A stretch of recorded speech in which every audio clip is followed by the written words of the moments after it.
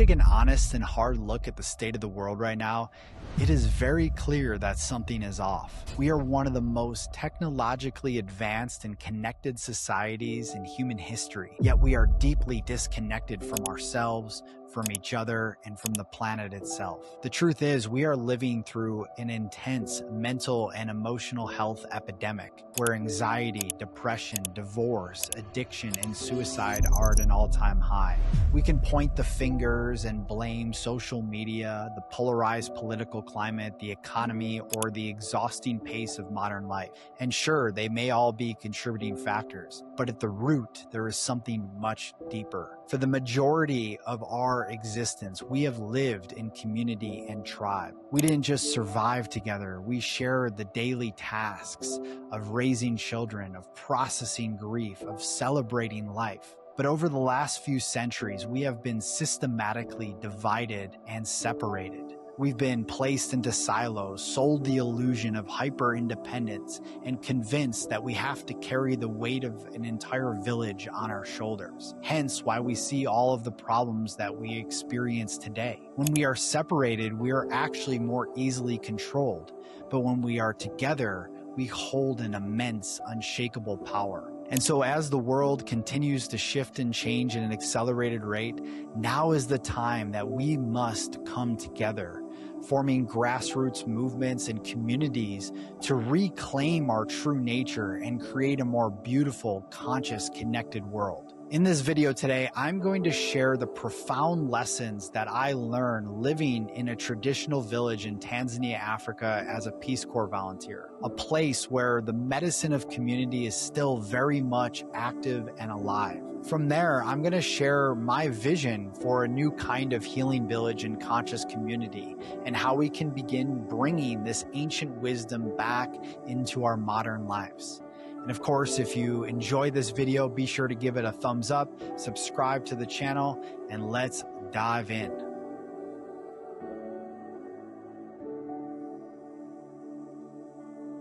Those of you that are new to this channel, for those of you that are new to me and my own personal journey, I want to share with you a very short story on my path, on where I was to where I am today and how I got there.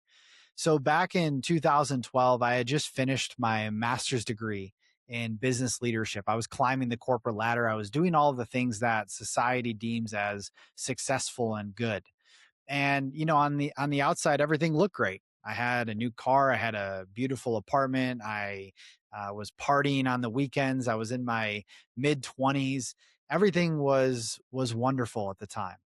But something inside of me was burning alive.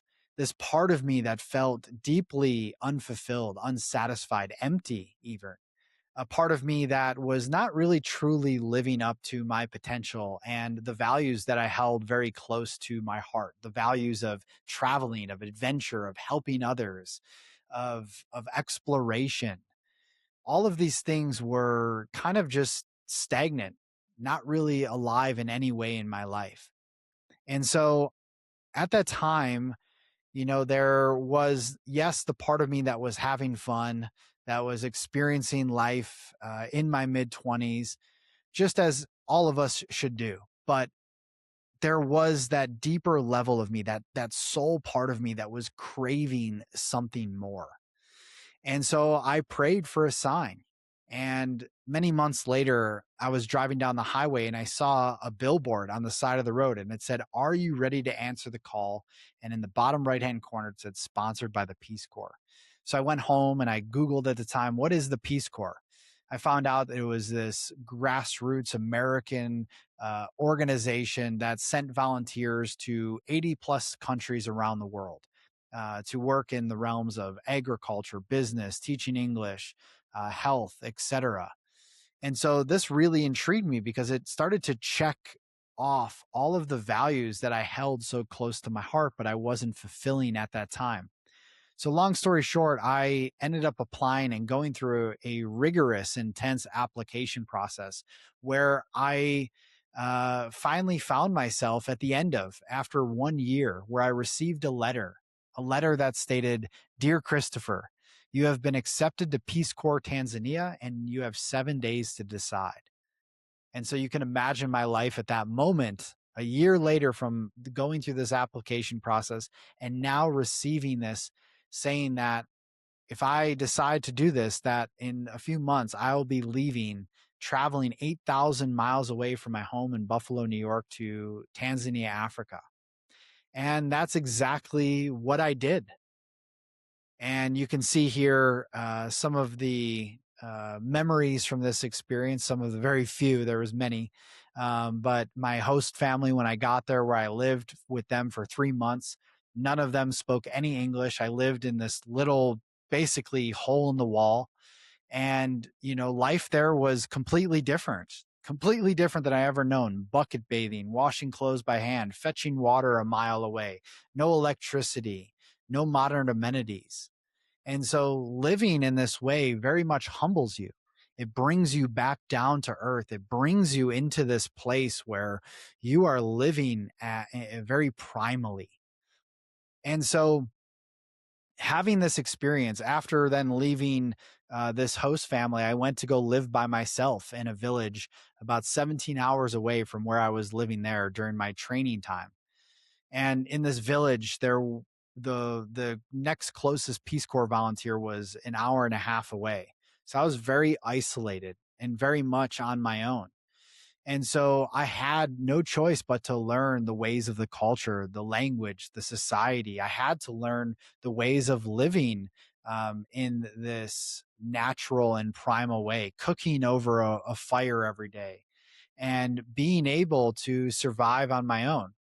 Yet what I found there was a deep sense of not only peace, but true happiness. Yes, there was a lot of emotional struggle at times, but at the core, there was a peace and a happiness that I've never felt before. And I will directly contribute that to not only one, living in nature, but two, living amongst people that care. How many people in that village were there to support me, even though I was not one of them? They were always there to support me, going over and being invited to have food and meals, to raise one of my best friend's children alongside him and his wife, and to be able to steward him in this beautiful way. And all of this authentic and cultural wisdom is very much preserved in practice.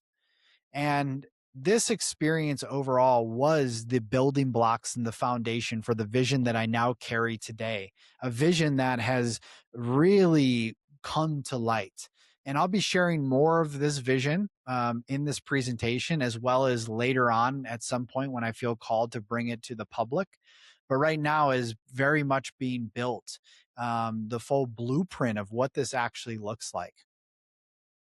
And so right now, we as a humanity, we stand at a crossroads. We have basically two timelines that we can travel down. We can travel the path of separation, which is going to be the continued path of this technocratic, cybernetic type of timeline where artificial intelligence rules and we live in this profound state of isolation. It's a trajectory that ultimately leads us away from nature, resulting in burnout and fragmentation and systemic collapse.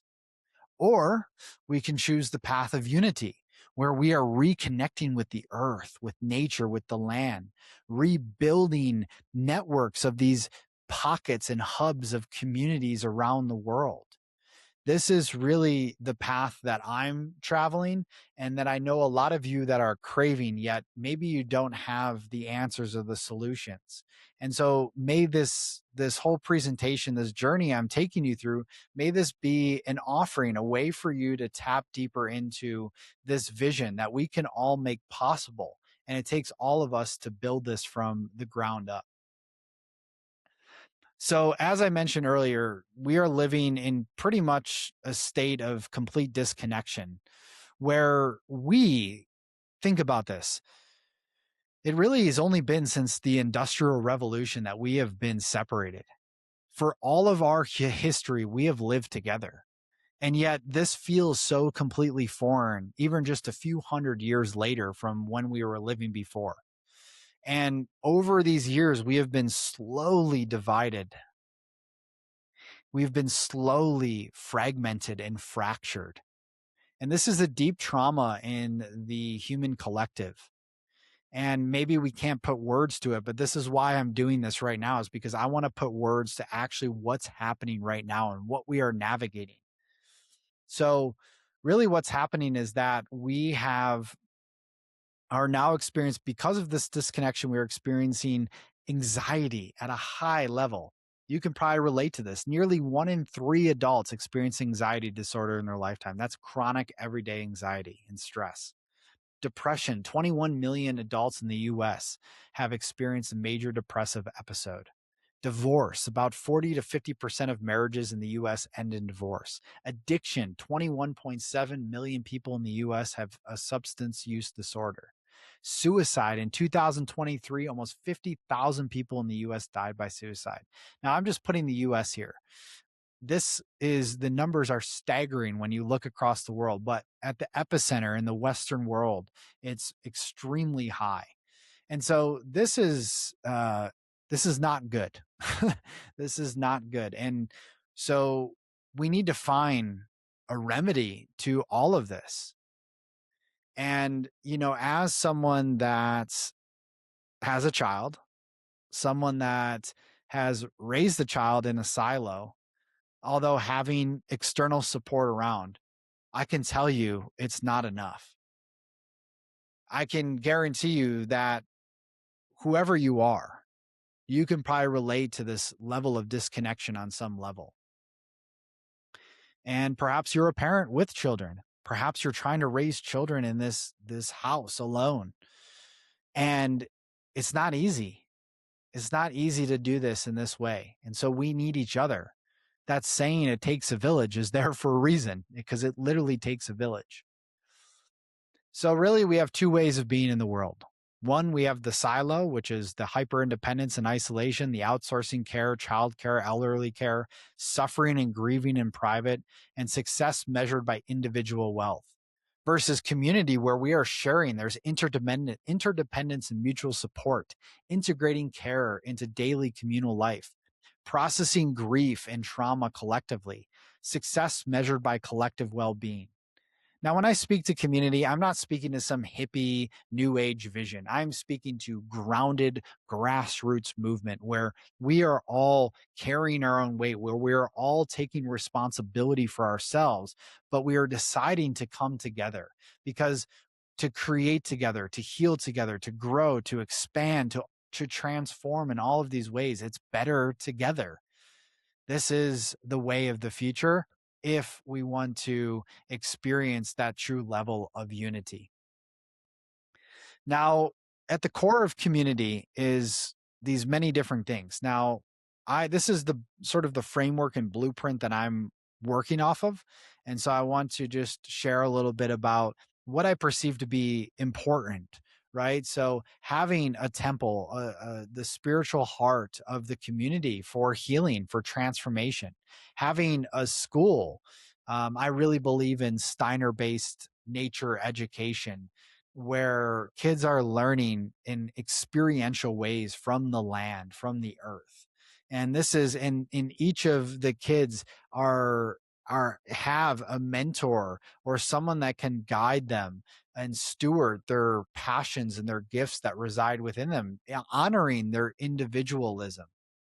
A wellness center where there's holistic health and integrative healing, where we're able to take care of ourselves.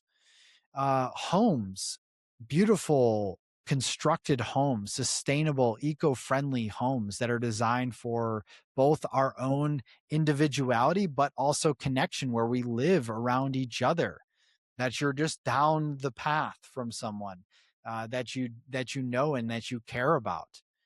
A cafe and co-working space, raising and creating healthy organic food from the property and being able to then use that in this space. And of course, having the gardens, the permaculture gardens.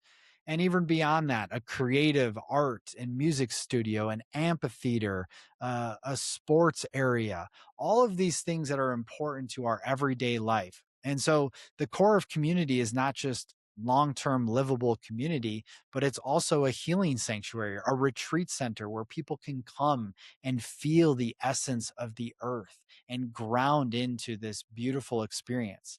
Now, I'm not going to paint the picture from a rose colored lens. I know this is a massive undertaking. Not only are we navigating the logistics of building out something like this, the financial means to do so, but also human relationships and human, relationship building, which in itself is really at the core and the foundation of this all.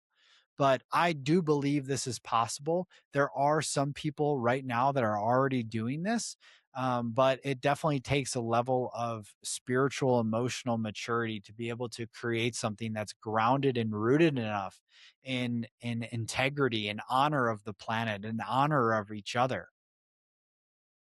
And so we must build on these foundational principles that speak to interdependence over independence, that speak to collective well-being over accumulation, integrated care over outsourced services, collective wisdom over individual authority, growth and expansion as central purpose, intergenerational connection, and connection to earth and rhythms. And of course there's much more, but these at the foundation are core, and we must come together through this level of council, of circle. These are ancient indigenous ways of meeting each other, of seeing each other, of each of us having and sharing our voice, our gifts, ourselves on a very profound level where everybody is honored. There's not just some hierarchy, right, from top down, in which we see in all of the corporations and all of the things that we see in our modern society, but rather this level of synarchy, meaning that both the masculine and feminine coming together, that there's a horizontal plane, a council, a circle in which we're meeting each other. And so all of this is incredibly important to building something in this way. And right now, as I see it, there's a war on the modern family. There's a war on our consciousness, all of which is trying to keep us locked in this lower vibrational state. And the way to break out is to come together. So, what the world is going to look like in the next 1, 3, 5, 10 years, it's going to change drastically. What we see now from a technological standpoint is only going to increase. The cities are going to become more condensed, more controlled, more surveillanced. And so I don't want to paint a picture of doom and gloom, but I will say that if we want to really live in a new paradigm and create a new paradigm, of course, that starts from the inside out. It starts from all of us doing our own individual work. However, it does also require us to come together. So, right now, if you're watching this and you're feeling inspired, you're like, this is exactly what I want, then the best thing you can do is number one, continue to go within yourself. And number two, start to come together in these small and micro ways with the people in your neighborhood, with the people that are around your town. It starts on these local levels. Now, yes, the vision that I hold, the vision that I'm carrying, the vision that I'm stewarding and is quite big. And I know it's bold and I know it may take some time for that to unfold.